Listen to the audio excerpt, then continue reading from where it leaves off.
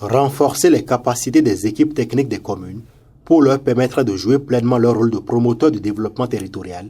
C'est l'objectif de cet atelier de renforcement de l'ingénierie territoriale pour la mise en œuvre du nouveau Code des collectivités locales, organisé par l'Agence nationale de l'aménagement du territoire ANAT le mardi 22 novembre à la préfecture de Parakou.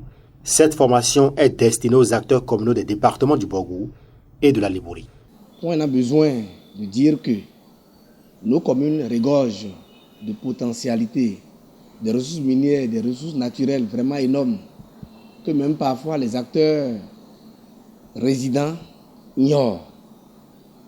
C'est peut-être un œil extérieur qui pourra peut-être booster celui qui est là, qui ne sait pas qu'il est riche. C'est dans ce cadre-là que l'ANAT a jugé bon de pouvoir former ces nouveaux acteurs. Donc l'atelier a pour but de pouvoir les capaciter dans ce domaine-là pour qu'ils puissent contribuer au développement de leur commune à leur retour de l'atelier. L'Agence nationale d'aménagement du territoire qui, après un diagnostic, a vu qu'il est bon qu'ils saisissent déjà ce nouveau code qui est voté et est déjà adopté. Et puisqu'il y a eu une réforme nouvelle qui a mis en place des nouveaux acteurs, il est bon qu'on les aide déjà à pouvoir comprendre ce que ce code dit par rapport à l'ingénierie territoriale. 4 modules de formation ont été développés au cours de cet atelier, dont les innovations du Code de l'administration territoriale en matière de promotion de l'économie des territoires, le mécanisme de mobilisation et le fonctionnement de l'économie des territoires. L'élément majeur par rapport à ce code, ce nouveau code qui concerne les territoires, comment gérer les territoires, 3 avantages sont extrêmement à mettre en exergue. Ça codifie d'abord le comportement que doit avoir le politique lorsqu'il a à ses côtés le technique.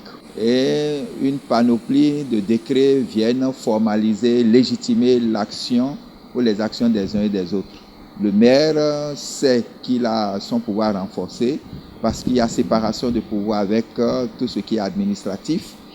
Mais le secrétaire exécutif, par exemple, qui vient aux côtés du maire, sait que ces actions s'inscrivant dans la durée doivent s'ancrer dans la légitimité, ce que prévoient les règles en bonne et due forme en la matière. Les acteurs présents à ce rendez-vous du donner et du recevoir apprécient l'initiative qui vient à point nommé selon eux. Nous, actuellement, nous sommes dans le processus d'élaboration de notre document de planification, le PDC.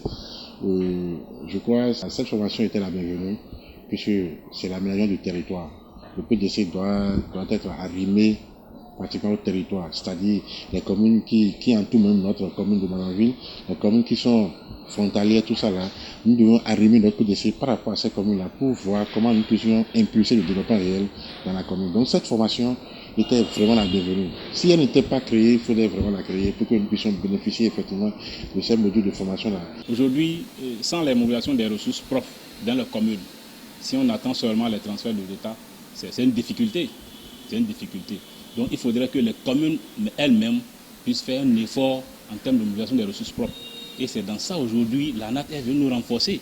Au terme de cette formation, les participants vont prendre connaissance des exigences du Code de l'administration territoriale, notamment en ce qui concerne d'une part, les dispositions de la promotion de l'économie à travers l'appréhension du cadre institutionnel, organisationnel et réglementaire, et d'autre part, les dispositions techniques et financières.